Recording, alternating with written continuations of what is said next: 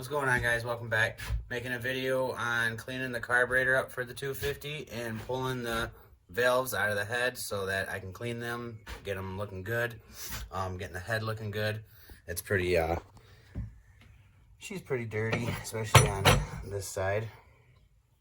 But we'll get these valves pulled out, get that head cleaned up, and get the carb over here. She's pretty dirty, and we're going with a 300 big bore kit, so I'm gonna have to probably change the fuel jet, I believe. It's gonna have a little bit of tuning, but stick around.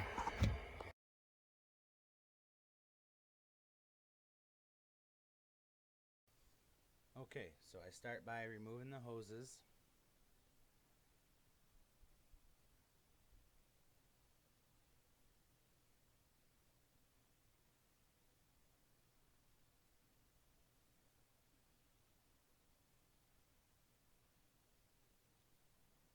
And I want to get the outside clean before I tear it down. So I take some O'Reilly's parts cleaner and I start spraying it down, getting all the deep grooves and the crevices, get all the dirt, fine dirt out of there. You want it as clean as possible when you're tearing it down. You will be cleaning it, putting it back together, but even the tear down process, you want it to be clean.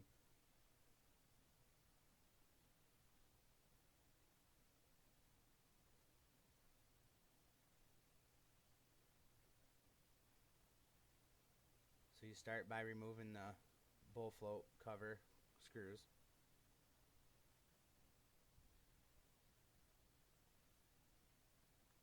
You see I still got some dirt in the tops of the heads there, so I resprayed to get the dirt out because I don't want to strip the screws out. The screws are pretty easy coming out. I've had this carburetor apart before. Sometimes they will be a little seized up, so you want to be sure not to strip your screws out. I put my screws back in the holes so I do not lose them. I generally do this with most things that I take apart.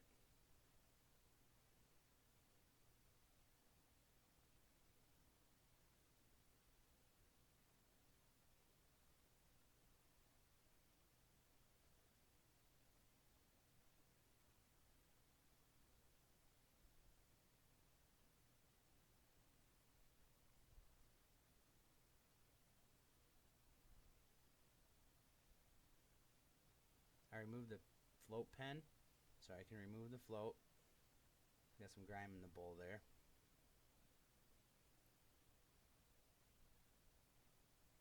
Be careful of these parts. You see I dropped the needle valve there.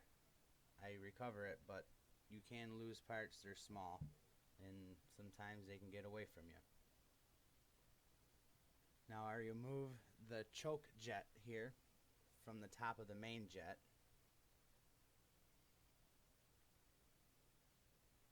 That sits on top of the main jet.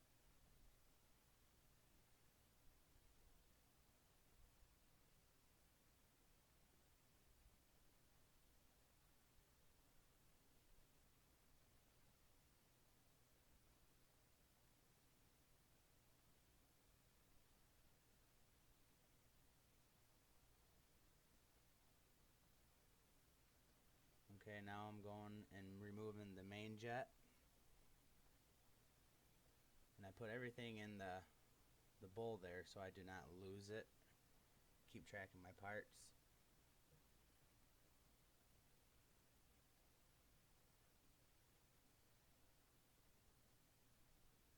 Now I am removing the choke lever, remove the plate that the cable connects to, and then remove the plastic thumb lever. There's a spring behind there. Be careful that you guys don't lose that if you're ever tearing apart a carburetor. It will get hung up sometimes and fling. Here I am removing the pilot jet.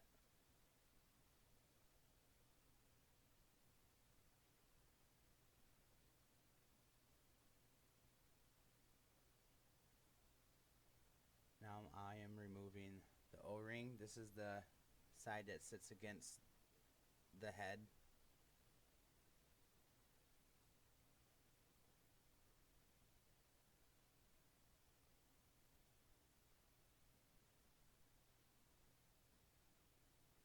take a zip tie and I wrap it around the butterfly so that it stays open, so that when it is in the cleaning tank, it is easier to let the cleaning solution flow through the carburetor.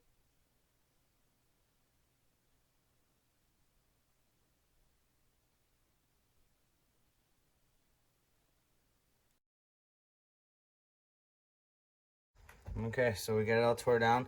I put a zip tie over the butterfly to hold it open because I'm going to be putting together a ultrasonic cleaning tank. A buddy of mine works in ultrasonic cleaning, and he's going to hook me up with a old generator. So I want to give you guys a little rundown on carburetor parts and stuff, just in case you don't know. This is your needle valve. This connects to the float and allows fuel to come in to the carburetor through this hole. That needle valve sits down inside that hole, and when the float is down, just like a toilet tank, it allows fuel, and then it raises up, and then it shuts it off. And then as the fuel draws, it lowers, and then it fills, and it lowers, and fills, lowers, fills, lowers, just like that. I do have a 45 main jet in it. I think I'm going to up it. Well, first I'm going to put it back together with the 45 and see how it runs with the big bore kit, but I may have to up the main jet, but we'll see. But I am going to get started on taking the head apart, so stick around.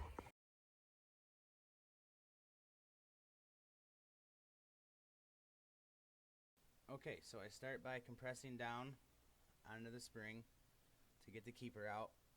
I don't have the right pick. I couldn't find it. Usually I use a curved end pick, but I had to use my straight end, so it made things a little more difficult. You see right here, it flings out and lands on the floor. I was able to recover it. Once you get the keepers out, you can then remove the retaining washer for the keepers that holds them tight against the top of the valve, and then you can remove your two springs, and then you're just left with the top of the valve there.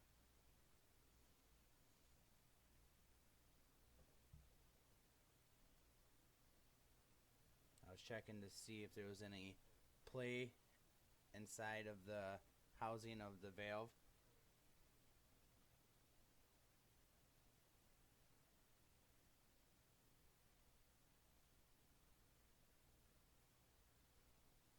Now I am removing the other spring.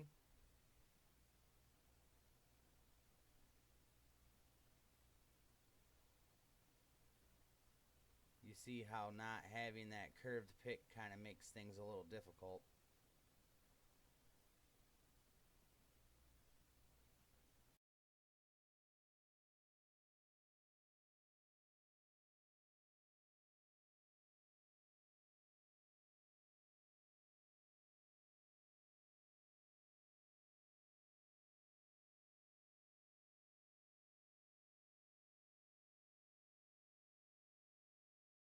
Alright guys, so you've seen that I got the springs taken out.